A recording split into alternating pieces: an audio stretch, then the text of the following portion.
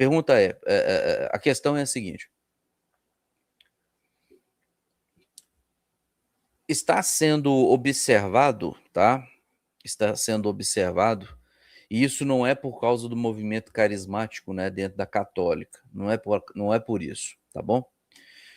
Mas está sendo percebido que muitos evangélicos, muitos protestantes estão se convertendo ao catolicismo, e isso se dá por um grande motivo. Lógico que tem um grande motivo e tem outros motivos periféricos, e como vocês são inteligentes, vocês poderão trabalhar nessa questão. Qual que é o motivo, né, de protestantes estarem indo para a católica, sobretudo pentecostais? Sobretudo pentecostais. O grande motivo é a carga histórica e intelectual, né, que está ali com a Igreja Católica. Né? A envergadura, melhor dizendo, a envergadura intelectual e histórica, né, que se tem ali na Igreja Católica. E o porquê disso? Porque às vezes ali o pentecostal ele está lá de segunda a segunda dentro ali daquelas instituições que eu chamo de boteco de aleluia ou sinagoga de Satanás, ela está lá para ser feita de trouxa das mais variadas formas possíveis. E aí o indivíduo vai, para e pensa, o que eu estou fazendo aqui? O que eu estou fazendo aqui? Aí o cara, lógico, tem aí algumas influências midiáticas, né, que fazem com que o indivíduo ele passe a olhar para a historicidade católica de uma forma boa, de uma forma interessante, e aí ele vai para essa igreja, ele vai para a católica. O que vocês têm a dizer com relação a isso? Vocês concordam, né, com essa afirmativa? Se concordam, vocês podem aí trazer aí, né, o entendimento seus do porquê que isso está acontecendo, tá?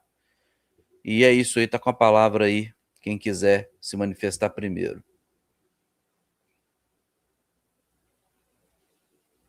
Posso falar? Pode.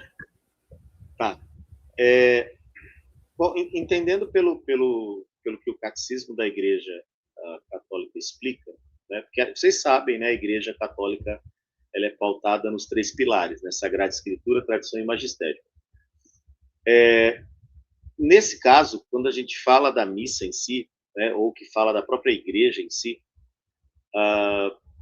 a Igreja Católica ela sempre foi cristocêntrica, sempre foi cristocêntrica, tá? Ainda que houvesse dentro da história da Igreja, e é claro, a história dela é muito longa, né? Porque são quase 2000 anos de história. A Igreja Católica ela foi fundada por volta do ano 150, tá? Ainda que tivesse gente lá, né, do kernel da coisa ali, que não tivesse tão preocupado com necessariamente a religiosidade, mas sim com o poder, a gente pode entender que o pessoal abaixo, né, na hierarquia, estava interessado em religiosidade, estava interessado numa missa cristocêntrica.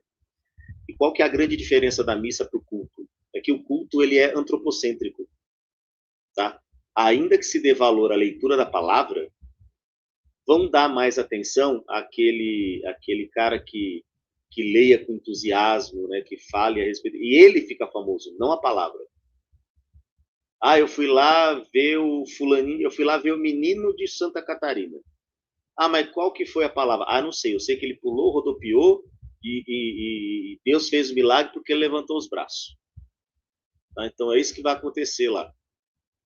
Já na Igreja Católica, na missa, o fiel ele é levado à contemplação, tá?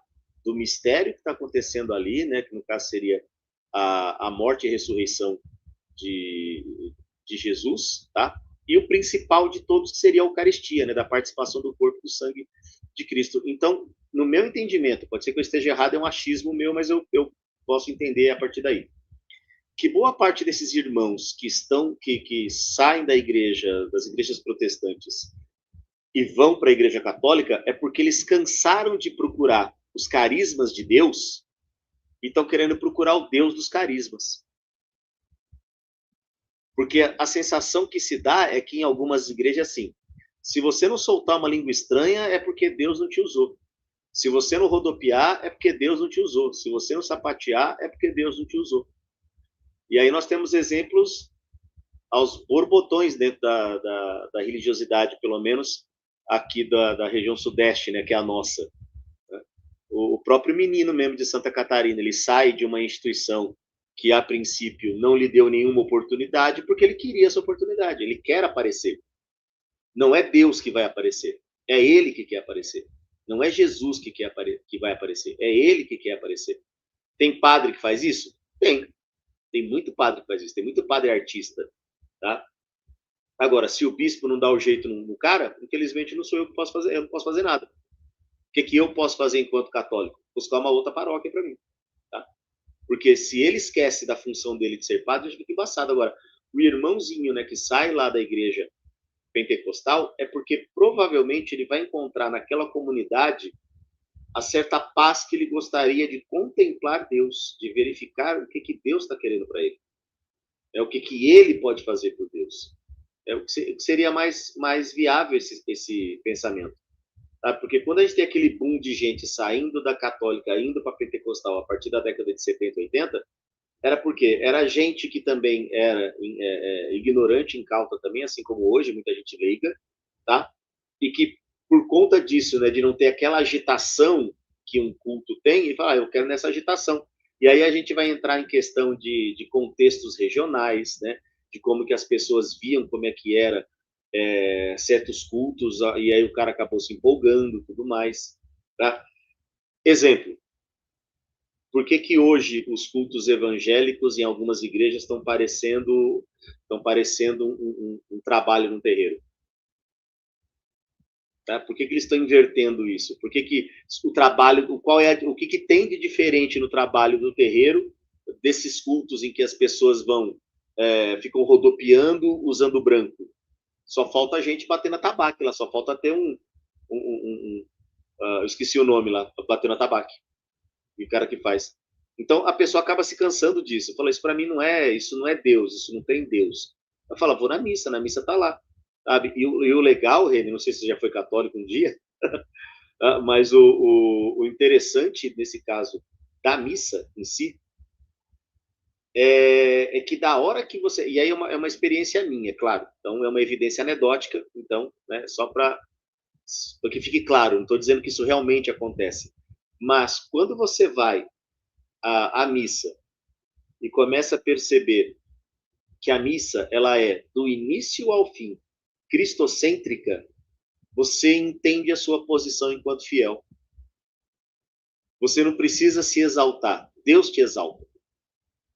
Você não precisa ficar lá querendo aparecer. Deus vai te usar de uma forma ou outra ali. Você não vai falar em língua estranha, você não vai rodopiar, você não vai fazer profecia. Mas só o fato de você participar do corpo e do sangue de Cristo ali, quer coisa melhor que essa? Né? Então, a missa é isso. Então, o legal da missa é essa parte, você percebe o mistério da Eucaristia. Então, talvez isso leve alguns ex-evangélicos, digamos assim, a fazer parte desse processo. Porque é uma pena que a gente não pode chamar mais nem esses caras de evangélicos, né? Porque eles abraçaram de tal forma o Antigo Testamento que eles estão se adornando de Israel, estão se tornando pseudo-judeus. Tudo aquilo que o cristianismo tentou afastar, eles estão puxando de volta. Estão até passando pano para o fato de que foram os judeus que entregaram Jesus para a morte. Porque você vê, tem igreja aí que estão soprando chofar, né? Tem candelabro de 7 velas, o cara usa talit, né? O cara usa tzitzi, guarda o sábado, mas aí, no caso, não estou falando dos adventistas, tá? Os adventistas é uma outra história por causa da guarda do sábado. Mas tem igreja evangélica que guarda o sábado porque é um preceito judeu, não porque Deus mandou. Ah, não, se os judeus guardam, a gente guarda também. Faz festa de tabernáculo. Agora, por que eles fazem isso? Porque eles não têm símbolos. Qual é o símbolo do cristianismo? Se não a própria cruz de Cristo. E onde que a gente vê a cruz de Cristo? Na Igreja Católica. Na Igreja Católica você vê a cruz de Cristo. E tanto você vê a cruz de Cristo, tanto ela vazia, quanto ela com Cristo ali, sofrendo, morto ali, crucificado. Porque é um sinal de que ó, a pessoa que está lá morreu por mim. E quando eu olho ela vazia, eu sei que ele saiu de lá e ele foi para o céu, ele ressuscitou. Então, é esse o mistério, é isso que traz a parte boa de ser católico. Então, talvez isso faça com que essas pessoas busquem o catolicismo nesse sentido, sabe? A ideia de ter uma tradição e de ter um magistério, né, de grupos de religiosos que se debruçaram por anos e mais anos ali para explicar para a pessoa que o importante é acreditar que Jesus ressuscitou, né, e acreditar que a gente pode um dia passar por isso também, é o que talvez faça isso aí. Porque, infelizmente, muita igreja pentecostal, o que tem? Ah, vai ter cura, vai ter vai ter milagre. Que milagre? Fica igual a igreja lá do Chapeludo lá. Ah, eu quero agradecer a Deus porque eu consegui cagar. Era só ter comida ameixa. Não tinha nenhum milagre nisso aí. Então, perceba que até a questão do milagre, ela é dentro da Igreja Católica uma coisa muito séria. Não é, me curei, virou milagre. Não, eles fazem investigações e mais investigações. Existem falhas? Claro que existem. São instituições que são cuidadas por pessoas. Mas qual é a grata sorte que a Igreja Católica tem? Que tem um grupo muito grande de pessoas que querem continuar a propagar o amor de Cristo como ele foi propagado lá no passado. E não o amor às coisas materiais, não o amor ao homem, né? Que esse talvez seja o maior erro da igreja evangélica nesse sentido. O culto antropocêntrico. O importante não é mais a palavra. O importante é o pastor que aparece. E se ele aparece muito, ele vira deputado. Que é o que acaba acontecendo depois, tá? Só isso. Perfeito. Antes de eu passar a oportunidade aqui para o Fábio, deixa eu tentar considerar algumas coisas aqui, o mestre Celso, que é o seguinte, aí o Cruzeiro acabou de tomar uma virada do Curitiba jogando no Mineirão. Esse ano vai ser pesado. Vou até fechar essa porcaria aqui. Eis que te digo, varão. Esse ano serás trabalhoso. Eis que te digo nessa hora. Bom, o que acontece, Celso? Concordo com muita coisa que você disse aí. O ponto é o seguinte, tá? O ponto é o seguinte. As igrejas pentecostais, muitas igrejas pentecostais, e hoje está até complicado, por exemplo, você falar de igreja pentecostal, porque muita coisa que aparece aí tem uma influência mais neopentecostal do que propriamente um pentecostalismo mais raiz, né? E essas igrejas que a cada dia, né, se acrescenta aos montões aí no Brasil, elas têm propagado um outro evangelho, né, juntamente nesse outro evangelho também com uma outra forma de culto, né, que você não vê sendo de fato contemplada, né, por nenhum apóstolo bíblico, né? Então é isso. As pessoas, né, elas, em sua grande maioria, as pessoas religiosas aqui no Brasil, elas são,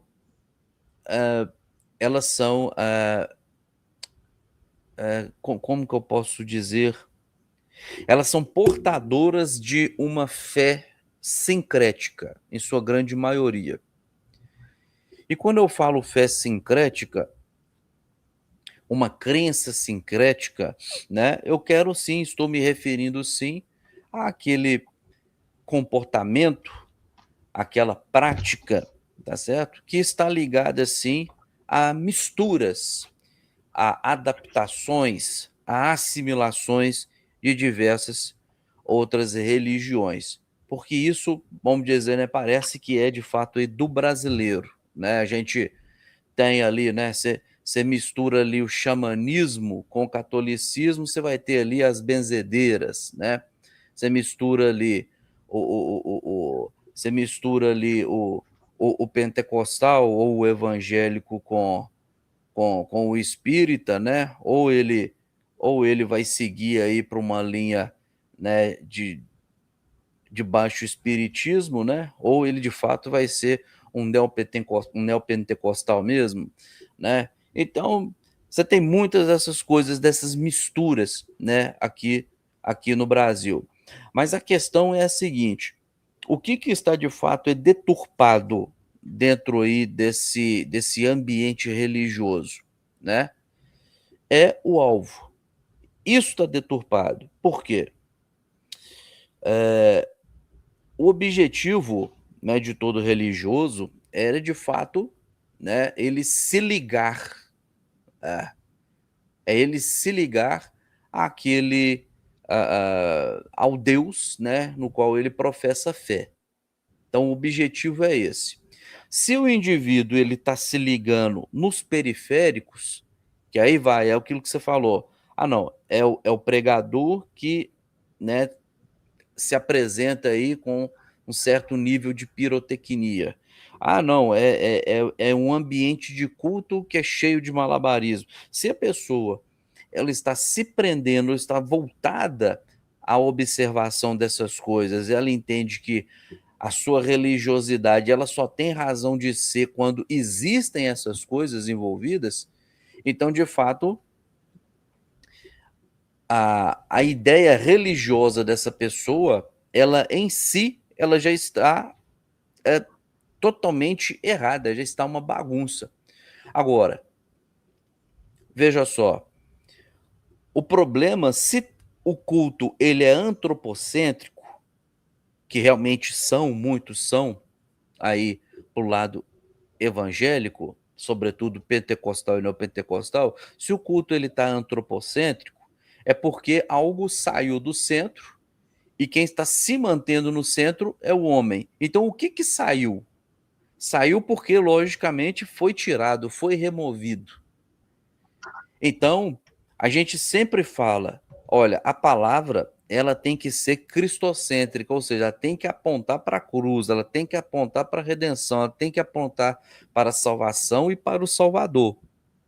Se a mensagem ela deixa de ser anunciada dessa forma e passa a ser abordado questões ligadas ao sentimento humano, à necessidade e a necessidade humana e coisas dessa natureza, obviamente que você terá um outro culto que não é bíblico e você terá também uma outra mensagem que não é o evangelho. Você terá um outro evangelho que não é o de Cristo.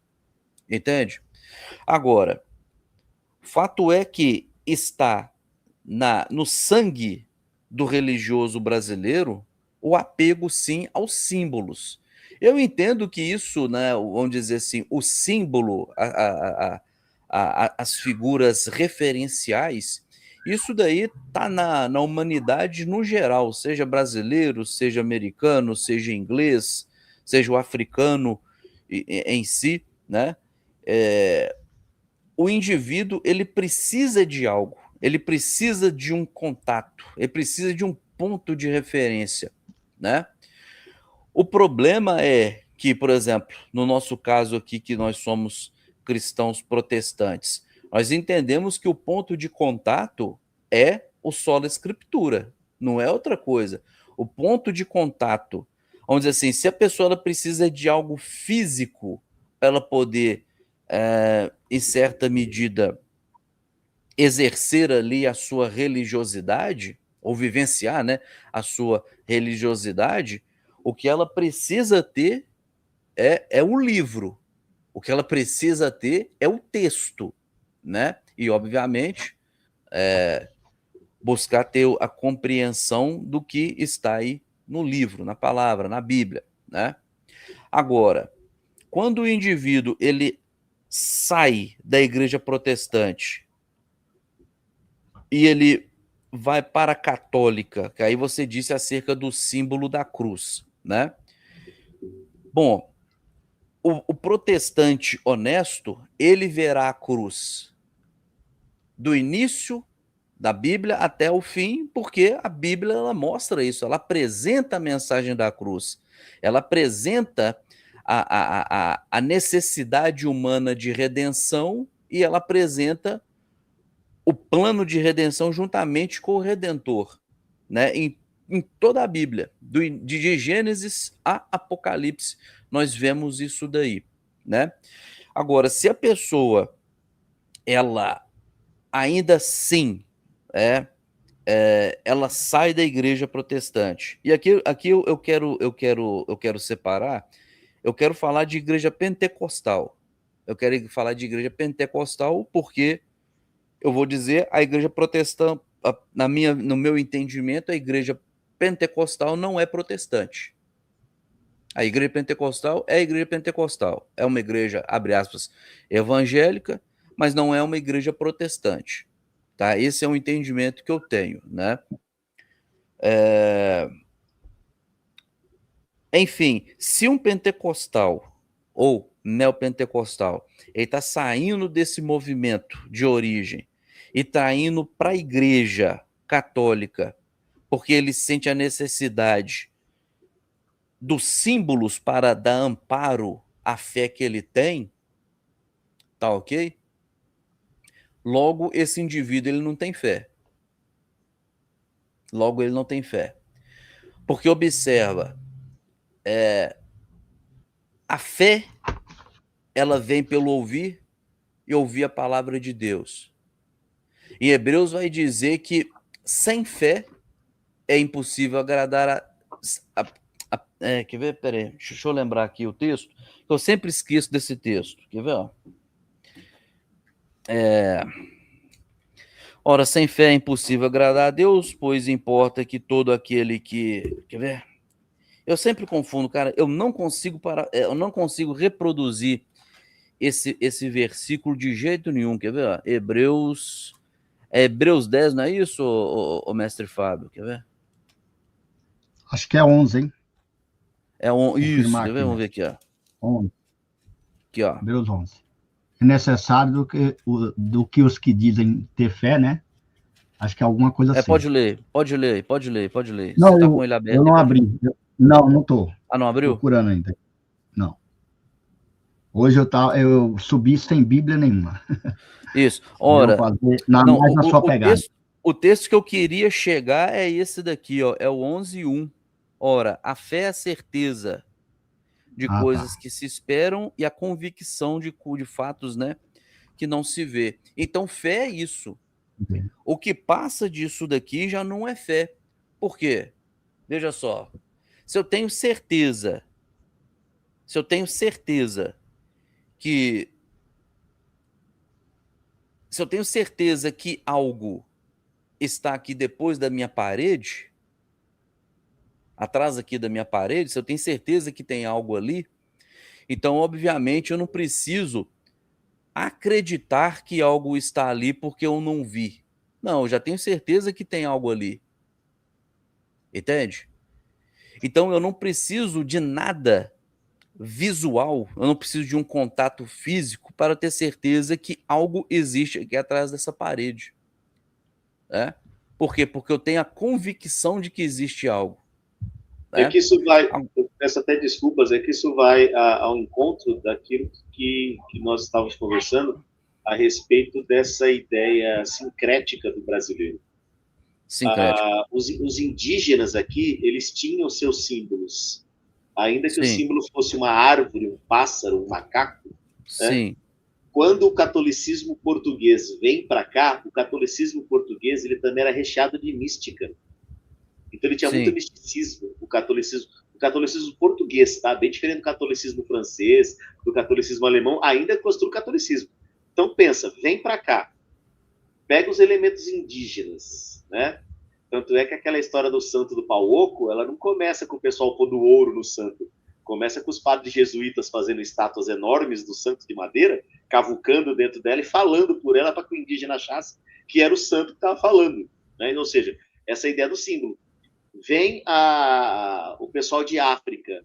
O pessoal de África, eles também trazem o seu. Eles não podem usar, mas eles trazem. O que eles fazem? Eles tomam da igreja os santos e põem os orixás dentro dos santos. Né? Tá rezando pro seu. Não, aqui, ó.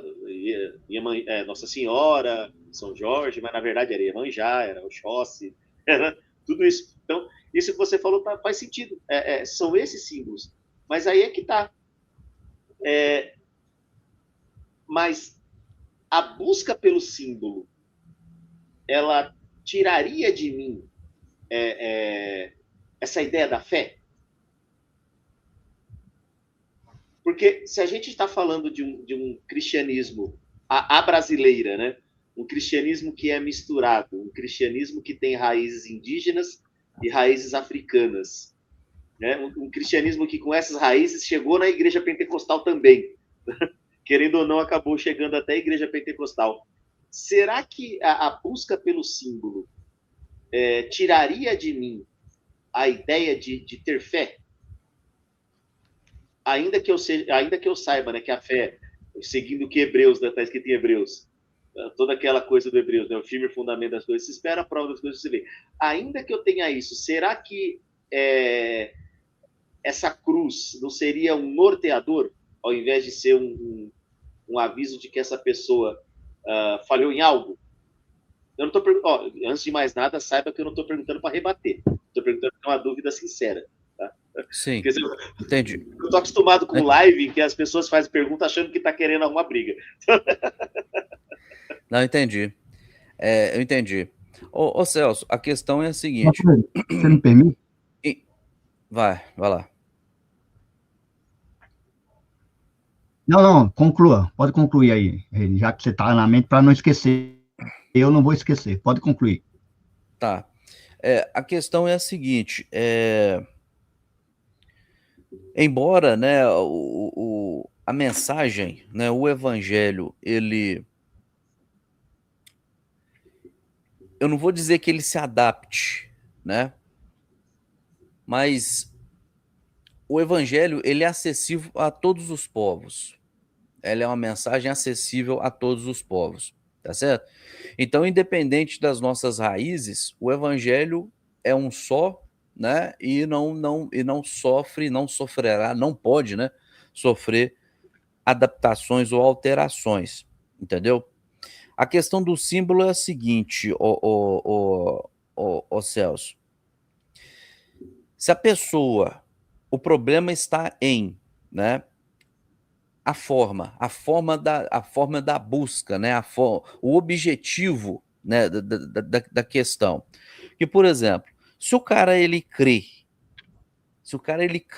fielmente ou firmemente, né, que há um Deus, mesmo que de forma abstrata, né, nós venhamos a crer, né, em um Deus que a gente nunca viu, nunca tocou e nunca vai ser tocado por ele aqui nessa terra, né? Nós cremos em um Deus, né? Nós temos convicção de que ele existe e é galardoador daqueles que o buscam. Ok. Se em algum momento eu precisar acessar um ponto de contato, aí quiçá é o terço, é a cruz com ou sem o Redentor lá, o próprio edifício do templo, o próprio templo. Se eu precisar dessas coisas para me sentir mais próximo, né, do abstrato, do sobrenatural, do eterno, então logo a minha fé, ela, em certa medida, ela tem um problema. Ela não tem uma consistência, ela não tem uma firmeza, né? Por exemplo, Se esse indivíduo, como é que eu posso falar aqui para você? Como é que eu posso dizer para você? Olha só, se o cara ele tá na católica, aí, pronto, ele já tem o costume, já tem a tradição ali, né, dos símbolos, né? Já tem um contato com os símbolos. Se ele sai e ele vai lá na presbiteriana, né? E ali ele vem, conhece o solo escritura, se debruça aqui no texto, né? Entende, passa a compreender as coisas, se alimenta disso daqui. Mas em certo momento ele vai e diz: olha, o solo escritura é top, só que tá faltando uma coisa para mim. Tá faltando eu sentir aquele contato, eu sentir aquele. Primeiro ponto, ele tá sendo assim induzido pelas suas próprias emoções. Tá um religioso emocionado. Um ponto é esse. Porque ele precisa de sentir. O evangelho não é sentir, é crer, né? A palavra não é sentir. O reino de Deus não é sentir, é crer, é viver. Tá certo? Então, se o cara ele tá precisando desse ponto de contato, a fé dele é altamente abalável. A fé dele é altamente abalável. Eu entendo que esse é um indivíduo que ele estaria aí a poucos passos de ou uma apostasia, seja lá momentânea ou definitiva, ou até mesmo passar a não crer. Entende? Porque realmente ele está ligado, ele está apegado emocionalmente a questões finitas. Que uma cruz, um símbolo terreno, uma hora vai acabar, uma hora vai se desgastar, né, vai deixar de existir. Então, se o cara está se apegando a isso, ele tem um problema sério com a fé dele, entendeu? É o parecer, isso é uma ideia que eu tenho, tá ligado? Se quiser, pode comentar em cima, mas se quiser deixar o Fábio falar em cima também, à vontade. Não, tá tranquilo, da minha parte tá tranquilo, entendi a explicação de boa. Né? É que só assim, é o pensamento católico e o pensamento, no seu caso, protestante de fato, né? E não o pensamento que vai falar, mas tá perfeito, pode deixar o Fábio complementar. Então, mestres e ao público aqui em geral, eu vou tentar aqui colher o melhor dos dois mundos e passar a visão sobre uma ótica empírica, né? Que é o ponto da visão, o tato, a audição e experiências que você pode adquirir ao longo do tempo. Isso é usado em diversas situações, né? Eu vou tentar pegar aqui um pouquinho da fala anterior do Celso de Ório e também essa atual do mestre Heine e essa última do mestre de Ório também. Então, eu vou pegar a primeira, que eu perdi uma parte, mas eu entendi a visão do Celso de Ório. Eu vou pegar esses três e tentar demonstrar aqui que ambos os lados foram treinados para isso. Tá? Em outras palavras, é um pouco do que o Heine estava tentando falar. E eu estou explicando do que o Heine estava tentando falar de uma forma mais simples, no sentido...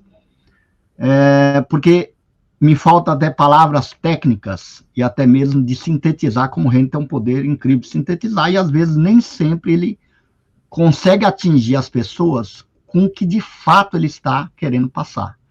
E só para simplificar, por exemplo, toda essa fala do Heine, mestre Celso de Ório, eu vou ler uma escritura. Na hora veio à mente, eu subi essa escritura, mas conforme ele estava falando, veio à mente. E vai ser bem rápido, porque eu preciso comentar a parte empírica. Então, Atos capítulo 3, lá pelo versículo 10, eu vou ler para o lado, assim, para não ler todo. Eles reconheceram que era o mesmo homem que anteriormente mendigava sentado à porta formosa do templo, e ficaram admirados, perplexos, com que tinha acontecido? Enquanto o homem se agarrou a Quefa e a João, a Pedro e a João, todo o povo ficou maravilhado e correu na direção deles, até chegar à colunata de Salomão, ou a coluna de Salomão. Então, Pedro vai e dirige a palavra para esse público. E aí a parte-chave que eu quero pular aqui é a cura, né? Que ele está na porta do templo, aí vem ali um deficiente, né? Pede prata, ou pede alguma esmola, alguma coisa, e aí Pedro responde, não tenho prata nem ouro, mas o que eu tenho eu dou em nome de Jesus. Aí, observa o versículo aqui, deixa eu ver, 16 em diante. Quando ele fala, entretanto, Deus ressuscitou dos mortos, disso nós somos testemunha. E por meio da fé, que é a palavra confiança, é a mesma coisa. Fé. No nome de Jesus, ou de Yeshua, que foi dado poder a esse homem, que vocês veem e conhecem. Sim, é a fé que vem por meio de Jesus, que lhe deu a esse homem cura completa na presença de todos vocês. Você observa que, no primeiro momento, as pessoas correm em direção aos ídolos. Quem eram os ídolos naquele momento? Os homens que, na mente dessas pessoas, operou o tal milagre. E não é por acaso que nós vemos na Grécia Antiga, quando Paulo e Silas, e entre outros que acompanharam Paulo, são comparados como Apolo, como deuses do panteão grego. Então, desde muito tempo já vem essa ideia. Também quando os fariseus, saduceus e escribas estão o tempo todo levando a sua fé, a sua religião, e aqui deixando bem claro que eu não estou atacando indivíduos, e sim formalizando a ideia dos grupos, e nem a fé de ninguém, né? Essas pessoas sempre se apoiavam em símbolos também. Por exemplo, quando você vê o cobre, o que significa os utensílios de cobre para um judeu, no judaísmo?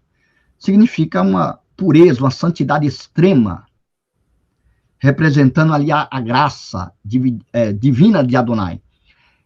E até mesmo esses recipientes de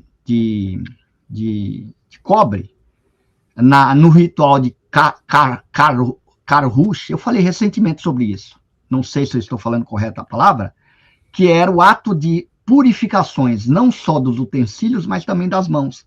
Então a ideia é que aquilo é tão puro, tão santo, que ainda ele representando como cobre, nesse material, né? Cobre, ele é santo, mas ainda assim precisa ser lavados e muito bem, vamos dizer assim, cuidados, para que não haja contaminação naquilo que é santo para o santo. Então, dito isso, eu observo aqui no meu bairro, por exemplo, o crescimento que houve da igreja católica local.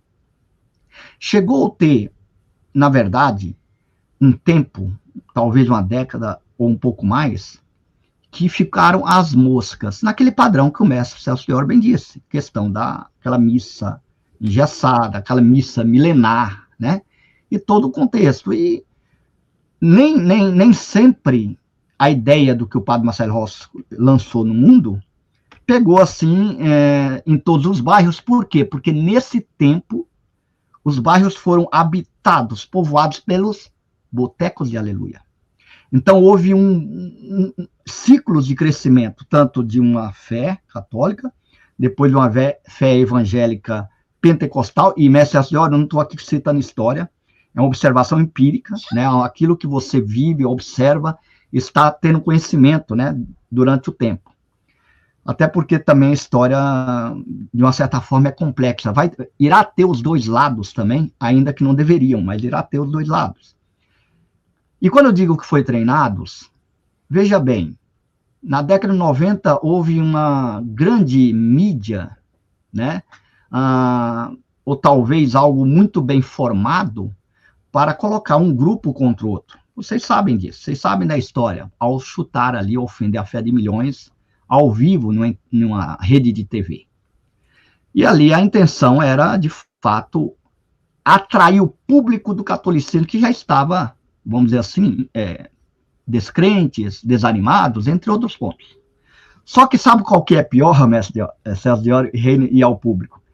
É que tiraram de um lugar, né, que nunca treinaram os seus discípulos, vamos dizer assim, no sentido da fé, a fé inerente ao Espírito, que ela é calibrada naqueles que assim a recebem, nunca conseguiram colocar verdadeira fé, que é isso que a gente está tentando explicar, que ela é independente de visão, no sentido de tato, de ter, ainda que aquilo pode gerar até mesmo um certo milagre, que é o que aconteceu aqui com Pedro.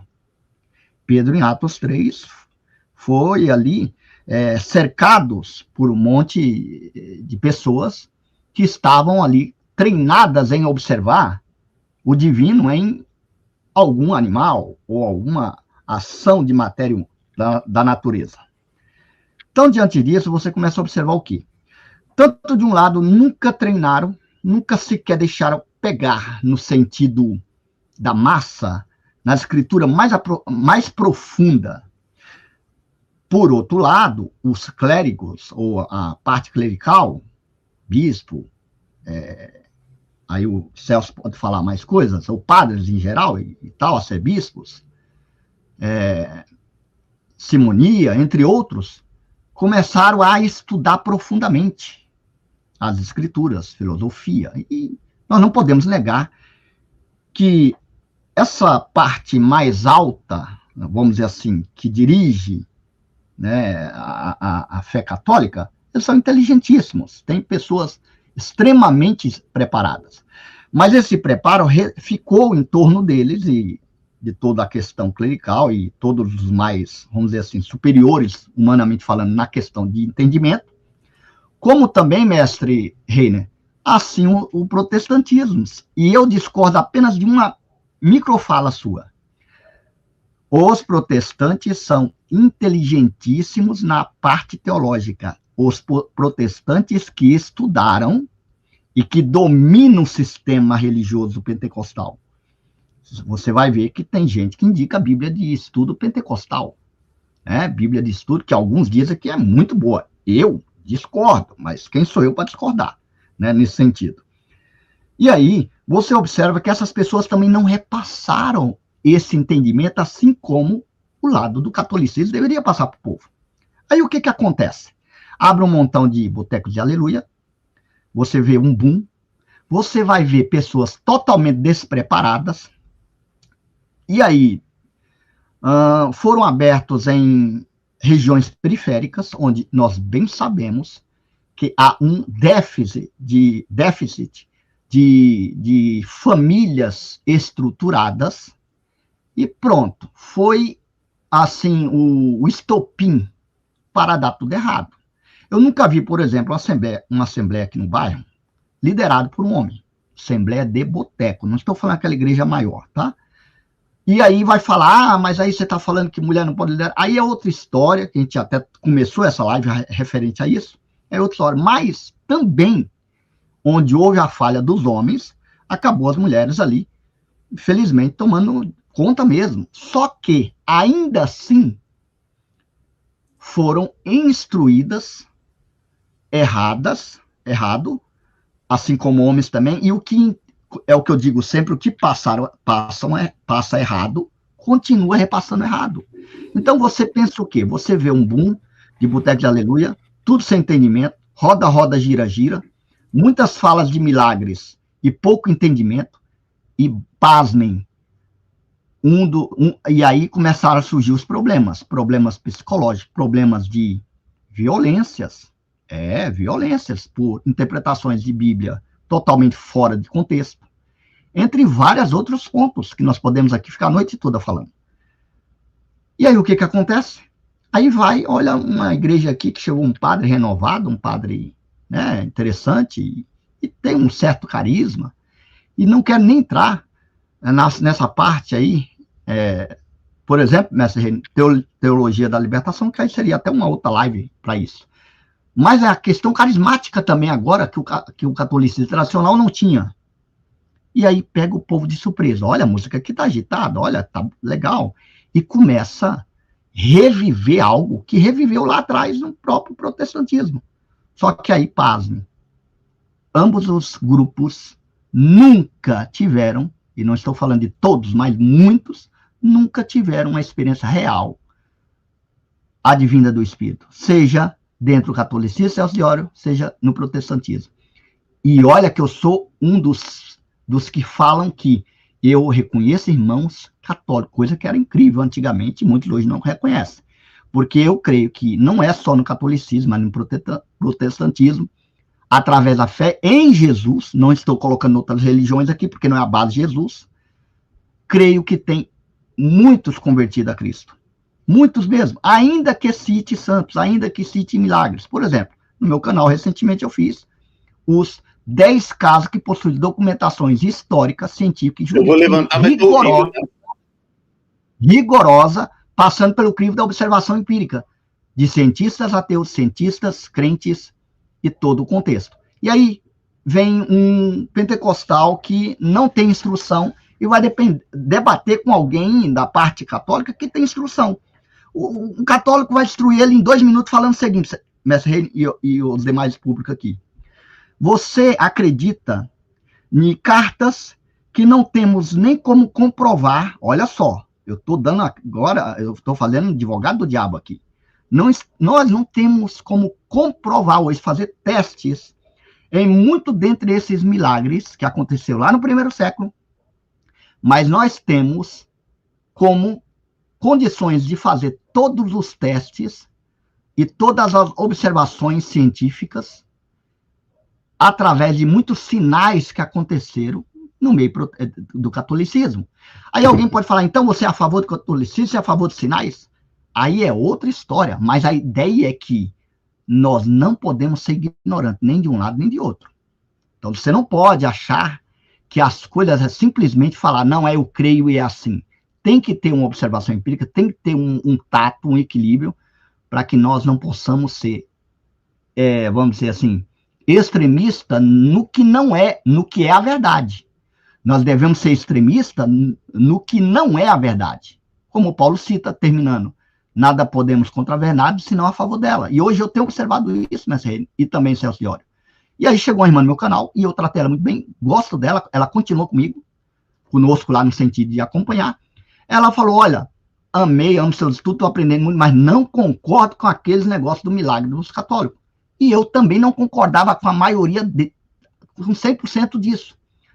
Até se aprofundar no sentido de que existiu. Se foi Deus ou não, aí é outra história, né? Como muitos têm colocado, né? No meio protestante, principalmente. Não os abertos, mas aqueles mais pentecostais fervorosos. Porque, ao mesmo tempo que podemos falar, olha, nossa fé não é voltada a ídolos, mas, infelizmente, a fé pentecostal e também toda protestante, atualmente, 98% está baseado em ídolos. Então, é terrível, é realmente um dilema complexo, e esses 2% é os despertos, que representam 2% de uma população do Brasil, é muita gente. Né? E estamos aí falando do que, principalmente eu, não conheço, no sentido de ter autoridade para falar, mas é isso que eu observo. Então, percebe que eu peguei os dois mundos. Peguei o que o Celso colocou, peguei o que o Reino colocou e falei, olha, resumindo, ambos os grupos não foram treinados para reconhecer a fé, que é o alvo, o foco Jesus. Quando Jesus falava, vocês não conseguem porque não têm fé. Se a fé de vocês forem pequenina como uma semente de mostarda, você fala para esse monte, sai daqui, vai para ali, ele vai. A ideia não é a fé, a ideia é que Jesus está falando, olha, seja ela grande ou pequena, está colocada, direcionada, focalizada para o lugar errado. Não é para o santo do santo, o justo, o Tesadik, que é o Filho do Eterno. Quando a fé foca exclusivamente 101% no Filho do Eterno, mestre Reine, e de Ório, e os demais, tudo cai por terra, né? Do que nós estamos aqui falando. Seja você defendendo seu lado e nós aqui defendendo o nosso. Tudo cai por terra. Porque esse é o ponto. Se hoje, tanto o protestantismo, para fechar, e o catolicismo, for treinar o público, que é exatamente isso que eu acabei de falar. Muitos viram não, muitos se descobrem ateus e vão sair aí 90% de ambos os lados. E eles não querem isso. Por quê? Pessoas é lead. E lead hoje é dinheiro. Você tem contato, você tem e-mail, você tem a carteira dessas pessoas, infelizmente. É isso. Essa é a minha parte da fala, mestre Reine. Toca aí. Ou de ódio, né?